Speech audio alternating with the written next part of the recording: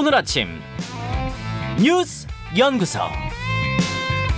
오늘 아침 뉴스의 맥을 짚어드리는 시간 뉴스 연구소. 오늘도 두 분의 연구위원 함께합니다. CBS 김광일 기자, 뉴스톱 김준일 대표, 어서 오십시오. 안녕하세요. 오늘 첫 뉴스 선거로 가야죠. 네, 20.62. 20.62% 지방선거 사전투표율이요. 네, 본투표가 모레 수요일이잖아요. 네. 이날 하루 푹 쉬려고 사전투표 미리 하신 분 많죠. 조작될 수 있다 이런 염려도 점점 줄고 있다 보니까 사전투표율 반대로 점점 늘고 있는 것으로 보입니다. 네. 지난주 금요일에서 토요일 이틀 동안 했던 거 합산하면 총 20.62%가 나왔거든요. 네. 지방선거에서 사전투표가 실시된 게 이번이 세 번째인데 그중에서는 가장 높았습니다. 그렇죠. 대선 거치면서 붙었던 정치 열기가 관심을 부추겼다는 해석이 있는 반면에 분산투표라고 해서 전체 투표자 중에 사전투표 비중만 늘어난 거여서 총 투표율은 별 차이가 없을 거라는 분석도 같이 있습니다. 지난 지방선거가 한 60% 조금 넘었잖아요. 예. 그렇죠. 네. 그러면은 이번에 이제 그 전체 선거율을 넘을 것인가, 뭐 그 정도 될 것인가, 못 미칠 것인가, 이게 관전 포인트네요. 네, 수요일 날 지켜봐야 될 것 같고요. 엊그제 코로나19 확진자 투표도 같이 있었거든요. 네. 다만 지난 대선 때 사전투표 확진자 투표 있었던 때만큼 큰 혼란은 없었습니다. 확진자가 그때만큼 많지가 않았고 이번에는 임시기표소 말고 본투표소에서 똑같이 기표했거든요. 그렇죠. 그래서 뭐 소쿠리 이런 것들도 등장하지를 않았습니다. 지금 뭐 깜깜이 기간이긴 합니다만 발표할 수 있는 마지막 여론조사 기준으로 봤을 때 판세는 어떻게 전망이 돼요? 전반적으로는 국민의힘이 앞서고 있다는 데에는 정치권에 대체로 이견이 없는 것 같아요. 대선 끝난 지 얼마 안 돼갖고 아무래도 구도상 여당이 유리할 수밖에 없고요. 네, 민주당은 게다가 막판에 또 지도부 내에서 내홍이 벌어진 걸로 위기가 왔죠. 그렇죠. 예, 박지원 비대위원장이 쇄신론 꺼낸 걸로 윤호중 비대위원장이 반발하면서 갑론을박이 계속 있었는데 네. 일단 주말 사이에 비대위 회의에서 갈등은 임시 봉합이 됐습니다. 쇄신 과제를 이행은 하되 선거 이후에 하기로 좀 접점을 찾았거든요. 민주당이 앞으로 이렇게 다시 원팀을 이뤄갖고 추격의 불씨를 살릴 수 있을지 이 대목에 정치권 기자들은 주목하고 있습니다. 지금 민주당 상황, 주말 상황을 김광일 기자가 두 줄로 요약해 줬는데 사실은 두 줄로 요약하기에는 참 많은 일들이 있었어요. 그 이야기는 오늘 월간 조응천이 마침 있는 날이어서 조응천 비대위원한테 좀 자세하게 요거는 뒷이야기 풀어보도록 하고, 김준일 기자. 예. 자, 주목해볼 포인트들이요. 일단 사전 투표율 20.6%잖아요. 네. 그러면은 최종 투표율이 어떻게 될 것인가, 그리고 이게 누구한테 유리할 것인가를 조금 갑론을박이 있어요. 해석, 각 당의 해석은 어때요? 20.62%. 일단은 뭐 국민의힘은 여론조사에서 확인된 정권 지지 여론이 투표로 확인됐다라고 얘기를 했고, 민주당에서는 지금 대선 패배를 설욕하려는 지지층, 진보 지지층이 결집하고 있다, 이렇게 둘 다 아전인수 해석을 내놓고 있는데요. 서로 결집한다. 근데 이제 이거를 좀 봐야 돼요. 역대 최고는 맞거든요. 이번에 20.6이. 근데 지난번에 20.1이었잖아요. 그럼 한 0.5%포인트가 오른 거거든요.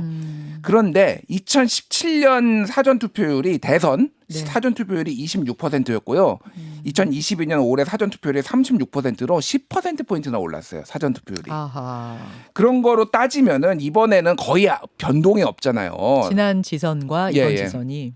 거의 변동이 없다라고 본다라면은 지난 2018년에 60.2%였거든요. 네. 오히려 떨어질 가능성도 배제할 수 없다. 지난 최종 투표율보다. 떨어질 거라고 보는, 그러니까 지난번 지방선거 때보다 떨어질 거라고 보는 분들은 왜 그렇게 보시는 거예요? 일단 이거에 대해서 조금 그 진보 지지층에서 오히려 투표를 좀 안 할 가능성도 배제를 할 수가 없다라는 얘기들이 나오고 있어요. 아직도 좀 패배감 같은 것에 젖어 있다? 예, 그리고 전체적으로 판이 조금 많이 어렵다 보니까 좀 안 할 가능성도 배제를 할 수가 없는데, 또 이게 지방선거는 조직표가 되게 중요하거든요. 중요하죠. 그러니까 그 최대한 또 조직표를 또 뭐 결집시킬 수 있는 가능성도 있어서 끝까지 가봐야 되는데, 어쨌든 지난번 60.2%보다 떨어질 가능성을 배제할 수 없다, 이런 얘기가 나오면은 국민의힘이 조금 더 유리할 수도 있다, 이런 얘기도 나오고요.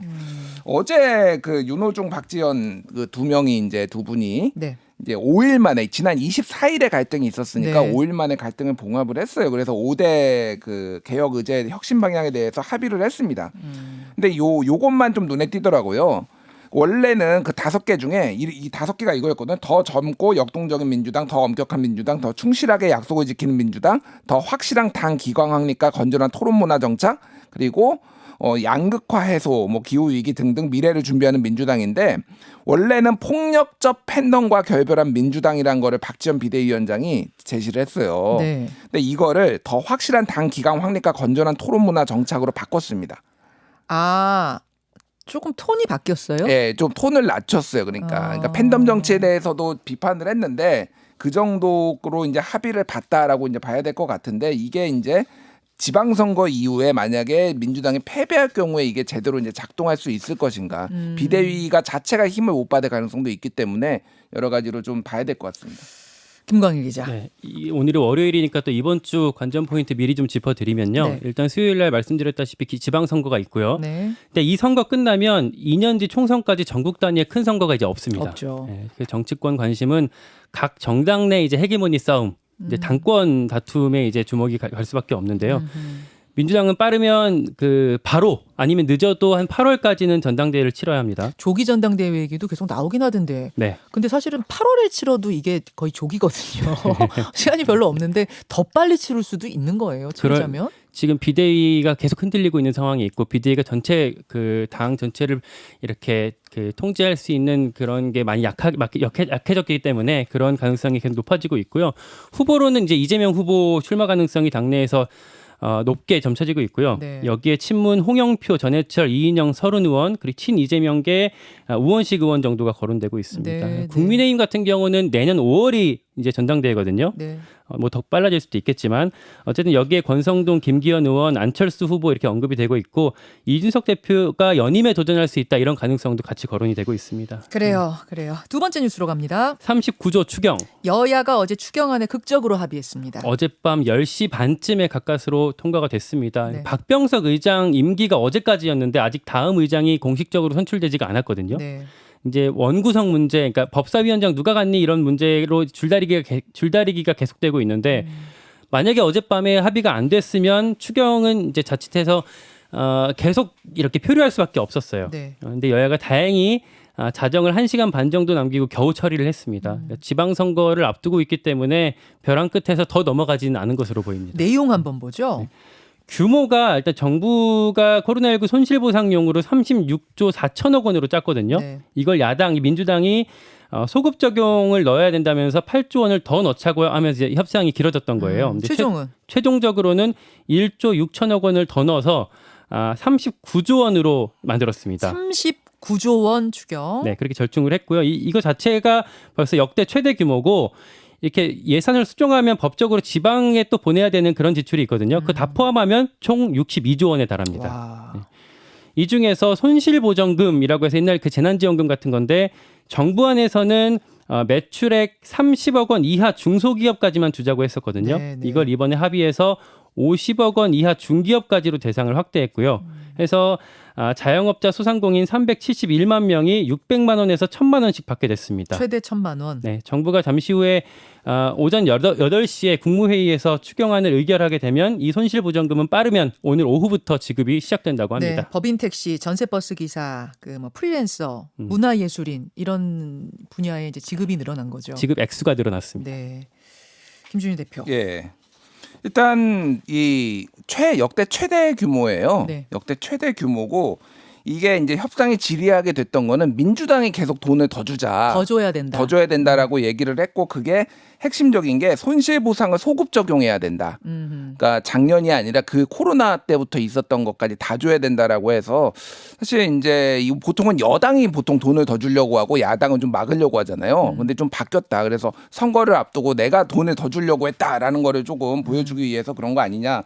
그래서 여야가 논평을 냈는데 네. 권성동 국민의 원내대표 같은 경우에는 이미 23조 원의 손실보상금을 추경안에 반영을 한 건데 이게 사실상 소급 적용액이 포함된 거다라고 이렇게 해석을 했고요. 박홍공 원내대표나 뭐 이제 윤호중 비대위원 같은 경우에는 윤호중 비대위원장 같은 경우에는 윤석열 대통령이 선거 때는 어퍼컷 날리면서 소급 적용하겠다고 하더니 말 따로 행동 따로다라고 이제 비판을 했어요. 그래서 오히려 우리가 더 민생에 적극이다라는 건데 문제는 이제 물가입니다. 그렇죠. 오늘 지금 경제장관회의가 지금 처음으로 열리거든요. 네. 지금 물가 대책을 논의한다라고 합니다. 근데 지금 지난달에 4.8이었는데 이번 달에는 그러니까 5월이죠. 5월. 그러니까 네. 6월 달에 이제 발표되는 5월 소비자 물가는 5%가 넘게 확실시 되는데 이게 2008년 9월 이후에요. 14년 만에 최대치예요. 예, 14년 만에 최대치인데 하반기에는 6%대 물가 상승률을 찍을 수 있다라는 얘기도 나오는데 이거는 98년 11월 6.8% 이후로 처음이다라고 한다면 그러니까 금융위기 외환위기급의 지금 물가 상승률이다 이렇게 보시면 될 것 같아요. 그래서 돈은 예. 이제 시중에 넘쳐나는 그 돈을 회수해야지만 물가가 좀 안정이 될 텐데 또 이 코로나로 피해받은 분들한테 또 돈을 푸는 것 이게 뭐 약간 뭐 기조가 지금 좀 언밸런스해요. 그래서 KDI가 추산을 했는데 이번에 59조 원을 풀 경우에는 0.16%가 오를 것이다. 16% 포인트가 더 오른다 물가가 이제 그렇게 예견한 상황입니다. 예, 정치권이 이 대목에 좀 자성을 해야 될 게 이렇게 돈을 풀겠다 주겠다라고 약속했던 시점에는 그 코로나19가 더 심각해서 경기가 하강하던 국면에 네. 있었고 실제로 이걸 지급하는 시점에는 경기가 다시 살아나는 시점에 이게 엇갈리면서 이런 문제가 생긴 거거든요. 그러니까 여야가 계속 어떤 정략적인 싸움들을 하고 기재부 같은 경우에는 눈치 보다가 예전에는 뭐 돈이 없다고 했다가 다시 돈이 많아졌다고 했다가 이런 그 바뀌었던 부분들이 있었는데 이런 부분들을 자성해서 또 정책들을 계속 세워야 될 것 같습니다. 하여튼 물가 걱정입니다. 다음으로 가죠. 김포공항 이전 불똥. 김포공항 이전 문제가 지방선거의 막판 변수로 뜨겁게 떠오르고 있습니다. 일단 이 논란 이재명 인천 계양을 후보가 공약으로 이것을 공식 발표하면서부터 불거졌거든요. 목소리를 좀 들어보시겠습니다.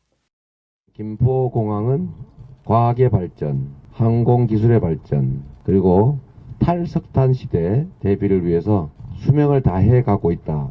김포공항 이용하는 대부분 국내선이 제주도 가는 것이 거의 70% 이상입니다. 그래서 제주도는 KTX로 해저터널을 연결하게 되면 사실 비행기를 타고 갈 필요가 없어집니다. 완전한 망언이다 저는 이렇게 생각하고 김포공항을 아무 생각 없이 이런 개항 선거 때문에 끌어들여가지고 이전하겠다고 하는 민주당의 무책임성과 이 두 분이 과연 지도자감이 맞는가 하는 합리적 의심을 안 할 수가 없습니다. 예, 이재명, 송영길, 이준석, 오세훈 순서대로 네 사람의 목소리를 들으셨는데 이재명 후보 이제 인천 계양을 이재명 후보의 공약은 김포공항을 인천공항으로 통합하고 그 김포 인천 서부권을 개발하겠다 이런 거예요. 거기다 아파트를 짓겠다는 겁니다. 그러니까 마지막 승부수로 던진 거고 뭐 교통대책, 그러니까 지하철 9호선 연장하고 GTX 연결해서 인천공항에 더 가깝게 이렇게 하겠다라는 걸 다 포함했거든요. 근데 이게 옛날부터 김포공항 주변 지역에서 이게 선거 공약으로 계속 냈던 거예요. 네. 그러니까 해묵은 이슈인데 문제는 이렇게 되면 제주도를 여행 갈 때나 아니면 뭐 일본, 중국에 이렇게 출장 오갈 때 인천공항 아니면 청주, 뭐 원주 이렇게 계속 그 멀리까지 가야 되는 문제가 있는 거거든요. 그래서 계속 전국적으로는 반대가 많았고 지난 대선 때도 송영길 전 대표가 이걸 갖고 나왔을 때 민주당 내에서도 욕하는 사람들이 많았습니다. 전국적으로 이제 그런 비판을 그래서 안 하기로 있고. 했던 거잖아요. 네, 그때도 이재명 후보가 선을 그었던 얘기였거든요. 네. 근데 이번에 다시 나온 거고 이번에도 당장 민주당 오영훈 제주지사 후보가 현실성 없다 이렇게 반박을 했고 윤호중 비대위원장도 중앙당 공약은 아니다라고 선을 그었습니다. 그래서 반대로 또 국민의힘에서 아까 들으신 것처럼 이준석 대표 공세 취하고 있고 국민의힘은 아예 제주 선대위를 해체하고 김포공항 이전 비대위라는 이름으로 선대위를 전환하기로 했습니다. 자, 요게 김준일 기자. 네, 일단 이재명 후보가 급하구나라는 거를 이제 알 수가 있는 거죠. 사실 며칠 남겨놓고 이거를 띄우는 것 자체가 그리고 그쪽에 수건 사업이긴 해요. 인천 계양을 그쪽 분들의. 그러니까 뭐 김포 주민들 같은 경우에도 비행기 소음 때문에 뭐 이전했으면 좋겠다라는 얘기는 수십 년 전부터 사실 있었고요. 그 옆이 김포공항 옆쪽에 보면 다 논밭이에요, 거기가. 왜냐하면 거기 고도 제한이 있으니까 비행기가 예. 뜨고 지려면 어쩔 수 없는 거죠. 거기를 만약에 하면은 뭐 이제 그 논밭을 가지신 분들은 상당히 좋아하겠죠. 뭐 그 지역 주민들은. 그래서 뭐 개발이 되면은 뭐 같이 이제 집값이 오르니까 좋을 수는 있는데 이게 그 보궐선거 국회의원이 지금 낼 수 있는 공약인가 서울시장이나 이를테면은 뭐 대선 후보급이 내야 되는 그 정도 공약인 거죠. 그래서 너무 일단 규모가 크다라는 거고 그리고 지금 뭐 이제 수직 이착륙 얘기까지 나왔어요. 이게 뭐 이를테면은 수직 이착륙으로 이렇게 위아래로 활주로가 없이 하는 시대가 올 거라는데 이거는 기술적으로 지금 안 되고 그런 거대한 비행기, 전투기 같은 거는 뜰 수 있어도 거대한 비행기는 지금 완전히 불가능한 상황이거든요. 그러니까 그거를 얘기하는 것도 좀 적절하지 않고 해저 터널 같은 경우에는 73km를 뚫어야 되는데 제일 긴 게 영국과 프랑스가 38km거든요. 뭐 못 뚫을 건 없는데 네. 여기 안전 문제, 그 비용 문제 이런 것들이 지금 너무 거대한 토목 사업을 다 얘기를 했다. 일단 이게 이제 서울 민심에 영향을 상당히 줄 텐데 이게 민주당 차원에서 다 얘기가 된 건지 저는 그게 궁금해서 잠시 후에 조홍천 의원하고 요 얘기 더 나눠보도록 하죠. 자, 두 분 수고하셨습니다. 고맙습니다. 김현정의 뉴스쇼는 시청자 여러분의 참여를 기다립니다. 구독과 좋아요, 댓글 잊지 않으셨죠? 알림 설정을 해두시면 평일 아침 7시 20분 실시간 라이브도 참여하실 수 있습니다.